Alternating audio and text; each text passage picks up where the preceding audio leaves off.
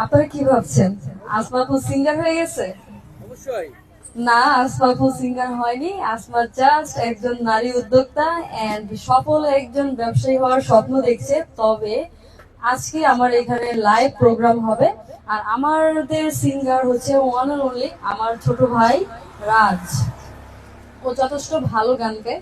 একবার ওর সাথে আমি একটা মিউজিক শুট করেছিলাম, ওইটাই আমার ফার্স্ট, এখন পর্যন্ত লাস্ট। আমরা চাই ভাইয়ের সাথে আপনিও একটু গান গাবেন। আমি বরাবর টয়লেট সিঙ্গার, আমি গান পারি না, সো আমাকে ক্ষমা করেন। একটা কলি তো পারবেন নাকি? না ভাই, গানটা না আমাকে দিয়ে হবে না। আসবাবু বিজনেস উমেন, নারী উদ্যোক্তা হিসেবে ঠিক আছে, কিন্তু সিঙ্গার হিসেবে না। আর আসমাপু বরাবরই toilet singer always rock. So আমরা প্রথম গানটা শুনবো হৃদয়ের কাছ থেকে। আমি আসো। ফটোফট করে দিন।